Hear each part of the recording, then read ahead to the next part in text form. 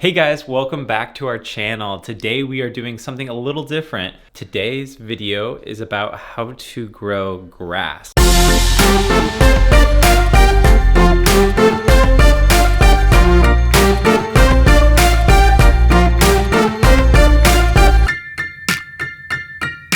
We're gonna do this in the perspective of a beginner's guide. So if you're like more advanced and you already know how to grow grass and you really into your grass types, like this probably isn't the video for you. But if you are someone that just has a lawn and don't really know what to do, or you've had troubles figuring out how to grow grass or whatever it is, we're gonna show you how to do that.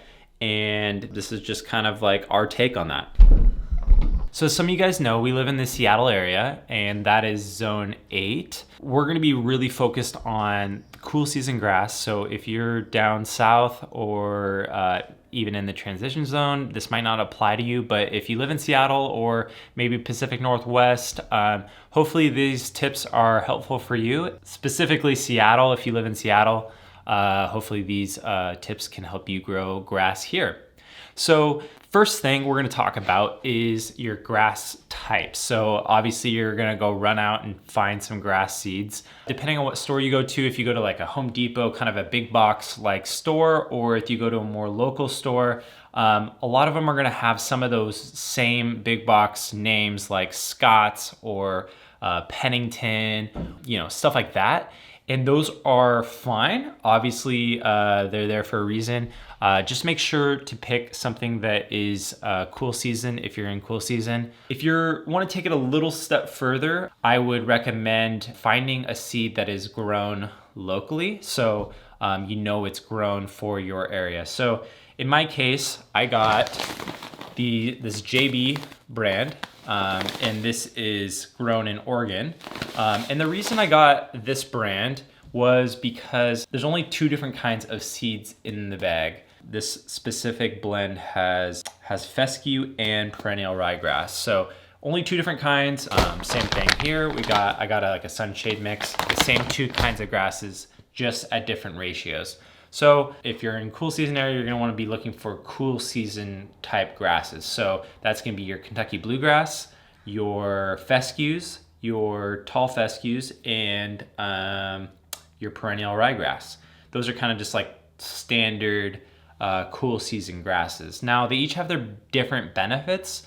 I'll quickly just like mention maybe one benefit for each. So your Kentucky bluegrass is really good cool season grass that's gonna like spread. So it's very good in the sense that it'll create like a full lawn by itself. You won't have to keep overseeding if you don't want to. I do find that type of grass is a little slower to grow. Personally, I don't want to necessarily grow that grass, but it does make a really beautiful lawn. So if you're starting all brand new, maybe you want to do that. The other grasses are the ryegrass, which is some of the grass that's in the stuff I got. Ryegrass is really quick growing and it is kind of that fine texture. So then you got your fine fescues, and those are, again, really fine textured grass, which is what I really like. They do really well in shade, so that's kind of their main benefit there. Yeah, I think those overall have the finest, nicest texture in my opinion. And then lastly, your tall fescues. Those are gonna have coarser blades of grass. The benefit to them is that they're more heat tolerant and as well as cool tolerant. So like if you want a lower maintenance grass, I feel like a tall fescue would maybe do that for you. I just personally don't like the texture of them. It's just it's not as fine. It's not as that really nice fine bladed grass that I'm looking for. Personally, I like the finer blades of grass better. But if you're looking for low maintenance, that might be a good choice to do, as it kind of has those benefits with it. Main takeaways here: find a grass that's good for your area. So in my case, I'm doing a ryegrass, a perennial ryegrass, and a fine fescue grass blend. And then get grass seeds that are grown locally if you can. Obviously, that means that they would grow pretty well in your current climate as well. And then if you have to just get a major brand, box brand type of grass seed, I would just make sure to look on the back. So on the back of every bag, there'll be the grass types and the percentages on a sticker. But this will just tell you what types of grasses are in your grass bag. And that's important because you want to know what you're buying. Sometimes they'll throw random grass seeds that you're like, I don't want anything to do with that grass. Or maybe I don't like a tall fescue grass, so I don't want to buy something that has tall fescue in it. So those are good reasons why you'd want to look at that and just make sure that you're buying what you want. So that's a quick rundown on grass seeds. Hopefully this isn't getting too boring here, but I do want to give you the information so that you can kind of take this and run and make your own decisions and do what's best for your yard. Next, we'll talk about fertilizers. Okay, so now we're going to do a quick rundown on fertilizers. And I feel like a lot of times we go to the store, we just kind of pick out a fertilizer that looks good and has, says something like greener lawn or whatever it says, right? And we don't really consider what's actually inside of it or what it's doing. So I think it'll be helpful for us to understand what we're buying, and that way we can determine what we need.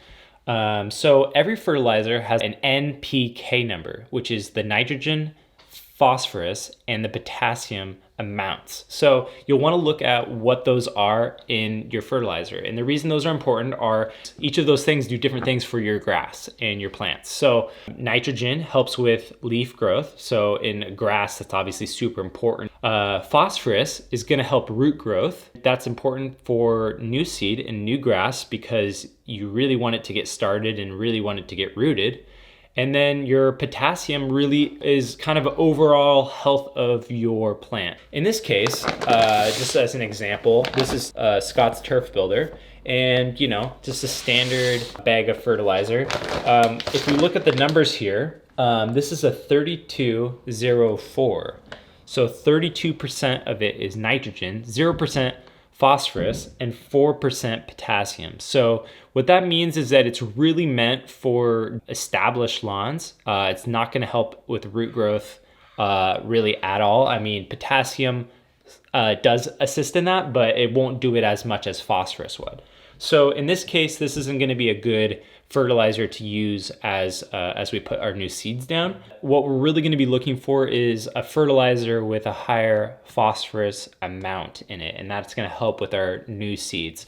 A lot of fertilizers that are meant for new seeds are going to say starter fertilizer, and those will typically have higher phosphorus in them. But you can obviously check. Knowing the numbers, you'll be able to check and see what amount it has in it. The other thing that your fertilizer might have in it is iron. Iron, it helps it create that green color in your grass, which then in turn helps it photosynthesize. The green color in the grass is actually super important for the grass.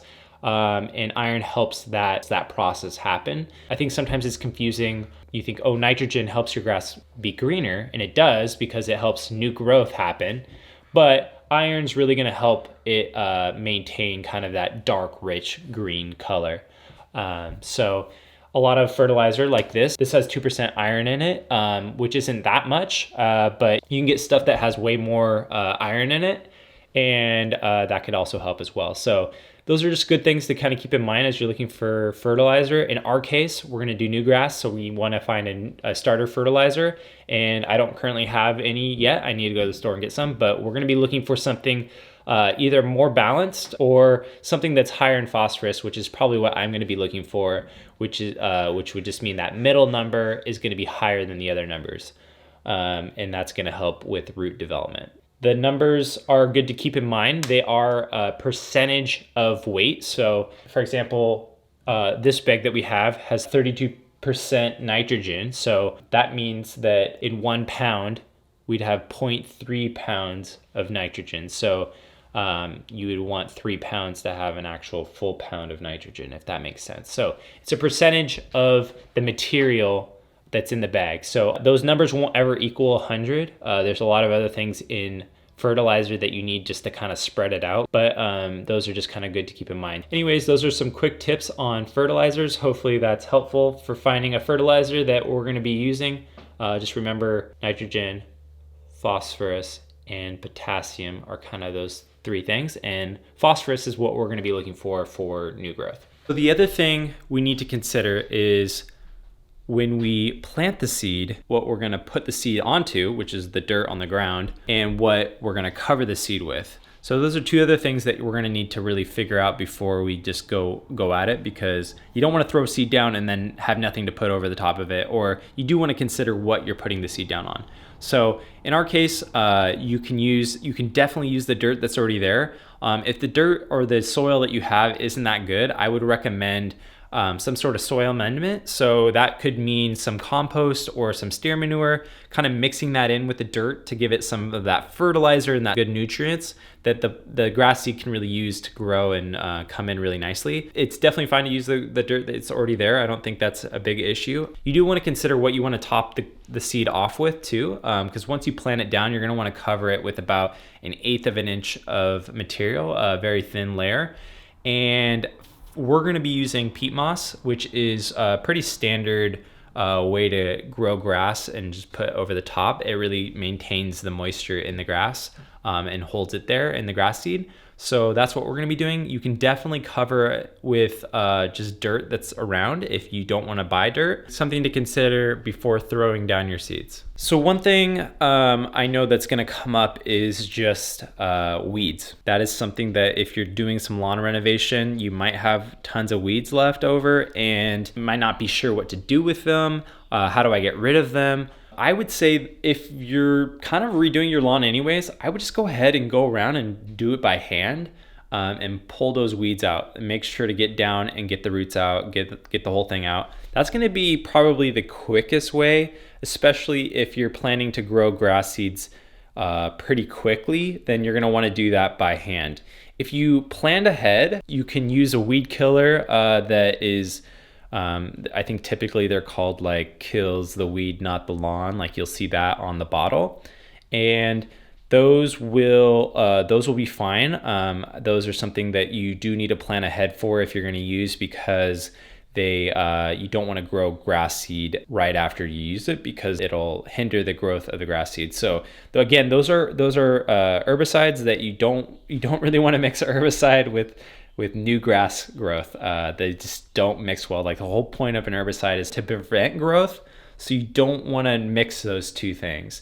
What I do is I spot treat. So I just have a little sprayer and I spot treat. There's no reason to just spray everything all the time. If your lawn is looking fine, then don't use it. There's no point. But if there's a few things here and there, just go around, spot treat. I think that's way better than just blanket spraying or blanket doing everything. That's kind of a quick rundown on weeds. I think, unfortunately, if you're trying to grow grass soon, you're just gonna have to pull stuff out by hand. That's exactly what we're gonna be doing. And then if you have time, I've sprayed a little bit, but some of those weeds will still be there, and we'll want to try to pull those out before we grow new grass, because you don't want them to compete, but also you're gonna have weeds. It's like, just be aware of that. Like when you grow new grass, there's not really a good way to prevent weeds during that time. So just be aware that there's probably going to be a weed or two come up, and that's going to be okay. You're just going to have to fix it as you go. There's not really a good way to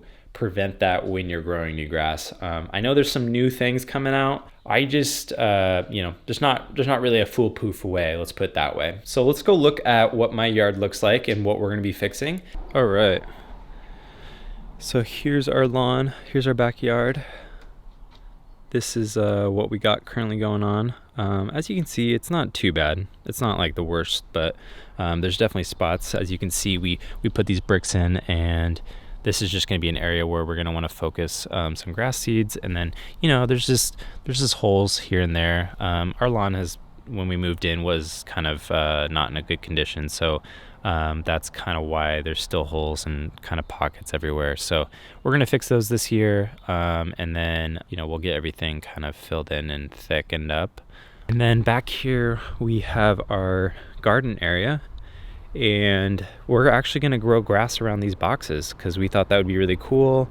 And so we're going to grow grass in this area, and so that'll all be new growth grass. And so we'll be able to show you kind of what that ends up looking like as we do that. Yeah, that's kind of what we're dealing with. I feel like most people have yards like this where there's just kind of patches and holes and stuff. So hopefully this kind of kind of helps you with your lawn. And yeah, so that's what we're going to be doing. So we'll keep you posted, and we'll show you how this goes. Okay, so that's all I have for you guys today. I think that's going to be kind of a lengthy video, hopefully not too boring there, but a lot of information. The next video we'll do is actually kind of getting the yard ready, planting the seed, and then I'll show you how to do all that. So that'll be coming up here. The main thing is that your soil temps have to be above 50 degrees for cool season grass. So in our case, that just happened like very, very recently. So you definitely don't want to grow before that. It's not going to do too well. We're growing in the spring. A lot of people grow in the fall, which is the more recommended time to be growing. We're just going to go ahead and do it in spring and see what happens. I thought this would be helpful to do in the spring, and just kind of, you guys can decide whether you guys do it now in the spring or do it in the fall. And this is hopefully just kind of a resource for you. Yeah, stay tuned for the next video, and that'll be kind of more on the actual, like actually doing stuff and planting seeds and putting dirt down and stuff like that. So yeah, thanks for following along. Hopefully this is helpful for you guys. Let me know if you guys have any questions on grass. Hopefully I can help you guys figure it out. So I will see you guys next time in the next video, and hope you guys have a good day.